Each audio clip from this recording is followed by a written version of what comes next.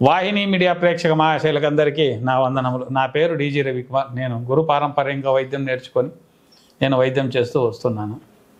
ఈరోజు విషయం ఏమిటంటే, చాలామందికి సమస్య అంటే చూడండి, అర్ధం జీవితాన్ని పాడు చేసుకుంటున్నారు. అర్ధం అంటే బతకాలా వద్దా అంటే అంత బతుకు సమస్యలు వస్తున్నాయి. ఏమప్ప అంటే చూడండి, చాలామందికి కిడ్నీ సమస్యలు అనేది మామూలు అయిపోయింది. క్రియేటిన్ పెరగడం మ్యాక్సిమం 1.3 లోపలే ఉండాలి. క్రియేటిన్ అనేది 1.3కి పైకి పోయిందనుకోండి, ఇతనికి క్రియేటిన్ అంటే కిడ్నీ వచ్చి అంటే మూత్రపిండాలు దెబ్బతింటున్నాయి అనేది ఒక పద్ధతి. అవి దెబ్బతిన్నాయనుకోండి, సమస్య ఇది. కిడ్నీ ప్రాబ్లము ఎక్కడ స్టార్ట్ అవుతుంది అంటే, మనం తినే ఆహార పదార్థాల్లో విపరీతమైన సమస్యలు ఉన్నాయి. ఏది మనం తాగుతున్నాం ప్రతిరోజు బిస్లరీ వాటర్. ఇప్పుడు ఒక కంపెనీ ఏదైనా వచ్చిందనుకోండి, మీకు న్యాచురల్గా చెప్తున్నాను, ఒక కంపెనీ వచ్చింది, ఆ కంపెనీ వాడు ఫస్ట్గా ఇంకొక దాన్ని డామినేట్ చేసే వస్తుంటాడు. ఇప్పుడు బిస్లరీ వచ్చేక ముందు ఏం చేశారంటే, దానికి ముందు భూమి లోపల 100 అడుగులు 500 1000 అడుగులు పోయినా కూడా ఆ వాటర్ని తీసుకొని తాగేవాళ్ళు. తాగుతూ ఉన్న ఏ సమస్య లేదు, దాన్ని కాంచుకుంటే అది సమస్య క్లియర్ అవుతా వచ్చేది.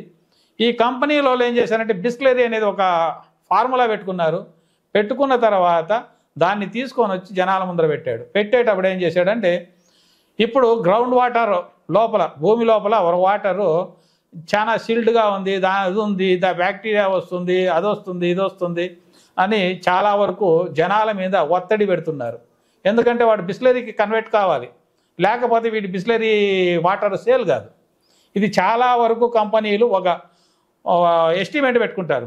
ఒక మనిషిని దెబ్బతీయాలంటే ఎక్కడ దెబ్బతీయాలంటే, వాడు తినే ఆహార పదార్థాల మీద, వాడు తినే ఔషధాల మీద, ఇలాంటి దీని మీద దెబ్బతీసి ఆ దెబ్బతో ఏం చేస్తాడంటే, 5 రూపాయలు కదా పోతే పోతుంది లేని కన్వర్ట్ అయిపోతాడు.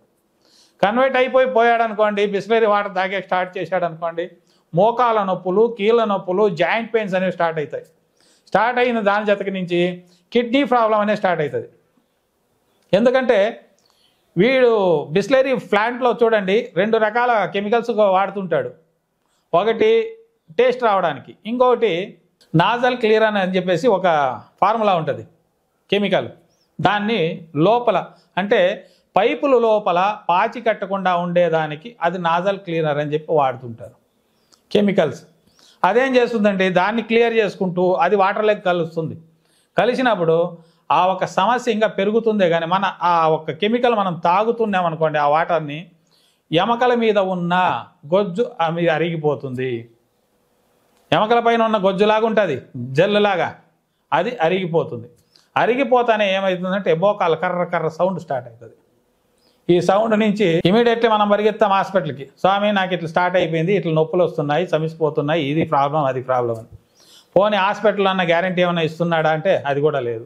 100%కి 50-50 ఇస్తాడు. మోకాలు చిప్పలు మార్చాలండి అంటాడు. మోకాలు చిప్పలు మార్చిన తర్వాత అది పనిచేస్తే చేయొచ్చు, లేదంటే పోవచ్చు. ఇది సమస్యలు ఉంటాయి. ఇప్పుడు కిడ్నీ మీద పోతామనుకోండి, కిడ్నీ అనేది దెబ్బతింటా వస్తుంది.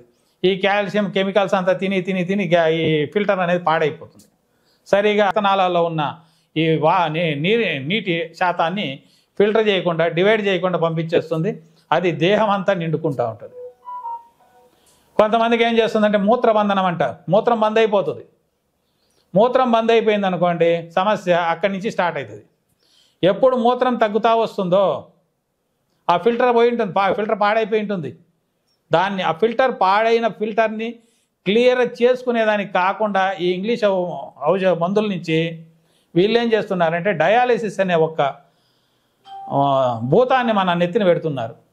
అలాంటి సమస్య ఉన్నవాళ్ళు మీకు మీరుగా కొన్ని తయారు చేసుకోవచ్చు, మీ ఇంట్లోనే వాడుకోవచ్చు.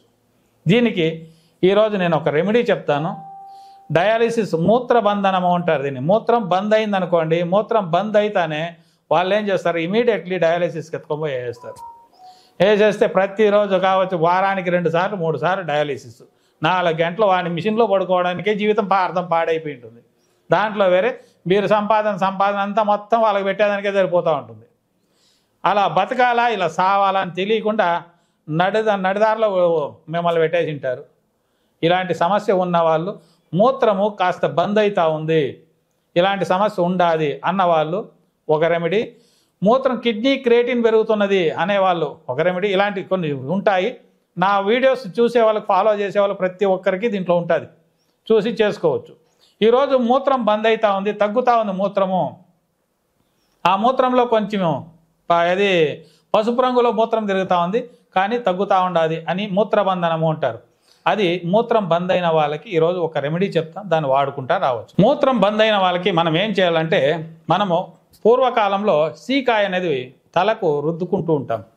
స్నానం చేసేటప్పుడు ఈ సీకాయ తెచ్చి మనం ఏం చేస్తామంటే తల రుద్దుకుంటూ ఉంటాం. అది షాంపూ లాగా బాగా వాడుకునే వాళ్ళం. అది వదిలినాము, తలపోట్లకు ఇప్పట్లో అన్నీ చాలా వరకు వస్తున్నాయి. ఈ సీకాయని మనం ఏం చేయాలంటే, ఒక 20 గ్రామ్స్ లేదా 50 గ్రామ్స్ సీకాయ తెచ్చి, అంటే దంచండి అంతే, దాన్ని పౌడర్ చేసే అవసరమేం లేదు. దంచి ఒక స్టెయిన్లెస్ స్టీల్ పాత్ర కావచ్చు లేదా మట్టి పాత్ర కావచ్చు, దాంట్లోకి ఒక 50 గ్రామ్స్ లేదా 20 గ్రామ్స్ వేయండి. వేసి 4 గ్లాసులు నీళ్ళు పోయండి. పోసి బాగా కాంచాలి. ఒక గ్లాస్ మిగిలేంత వరకు బాగా కాంచుకోవాలి. కాగిన ఆ ఒక కషాయాన్ని దించుకొని కాస్త గోరువెచ్చగా ఉండేటప్పుడు నిమ్మరసం పిండుకోవాలి. దాంట్లోకి నిమ్మరసం పిండుకొని కాస్త గోరువెచ్చగా ఉండేటప్పుడు తాగేయండి. మీకు ఎలాంటి మూత్రబంధనం ఉన్నా కూడా, ఇది చాలా సింపుల్ చిట్కా వైద్యం. ఇది మూత్రం సరిగా రావటం లేదండి, బాడీ వేడెక్కిపోయింది, మూత్రం మంట వస్తున్నది, ఇలాంటి సమస్యలు ఉన్నవాళ్ళు కావచ్చు, మూత్రం బంద్ అయిపోయింది మొత్తంగా, ఇంక మూత్రం రావటం లేదు, ఇమీడియట్లీ హాస్పిటల్కి పోవాలి అన్నవాళ్ళు కావచ్చు, ఇలాంటి వాళ్ళు ఎవరైనా ఉన్నిలే, దీన్ని వాడుకున్నారనుకోండి, వాడిన 2 గంటలు 3 గంటల లోపల మూత్రం ఫ్రీ అయిపోతుంది. మీకు ఇది చాలా అద్భుతమైన రెమెడీ. మీకు మీరుగా చేసుకోవచ్చు, మీ ఇంట్లో చేసుకోవచ్చు. దీన్ని ఈ ఒక్క రెమెడీని మీకు మీరుగా చేసుకున్నారంటే ఆ సమస్య క్లియర్ అవుతుంది. మళ్ళీ హాస్పిటల్కి పోయి పరిగెత్తిపోయే అవసరం ఉండదు. ఈ ఒక్క చాలా అద్భుతమైన రెమెడీ అండి ఇది. దీన్ని మీరు చేసుకోండి, చేసుకున్నారంటే ఆ సమస్య క్లియర్ అవుతుంది. అలాగా కిడ్నీ సమస్యలు ఉన్న వాళ్ళు ఎవరైనా ఉంటే, కిడ్నీ ప్రాబ్లమ్స్ అంటే చెప్తాను కదా, కెరేటిన్ ప్రాబ్లం ఉన్నవాళ్ళు ఎవరైనా ఉంటే పునర్నవ అనేది మనము పిలుస్తుంటాం. పునర్నవ అంటే 2 రకాలు ఉన్నాయండి. చాలామంది పునర్నవ అంటే మనము అటుకు మామిడిని చూపిస్తుంటారు. ఇదే పునర్నవ అని కూడా ఫిక్సెడ్ చేసేసారు. ఏ యూట్యూబ్లోకి వెళ్ళినా, ఏ దీంట్లోకి వెళ్ళినా. కానీ పునర్నవ ఇది కాదండి, గలిజేరు అంటాం దాన్ని. పునర్నవ అంటే ఇంగ్లీష్, ఇది సంస్కృతం పేరు కాబట్టి పునర్నవ అనేది సంస్కృతం పేరు. మనం తెలుగులో స్వచ్ఛంగా చెప్పాలంటే గలిజేరు. దీంట్లో 2 రకాలు ఉంటాయండి గలిజేరులో. ఒకటి తెల్లది, ఒకటి ఎర్రది, 2 రకాల గలిజేరు ఉంటుంది. ఆ గలిజేరు కావాలంటే ఫోటో పెడతాం మీకు ఎలా ఉంటుందని.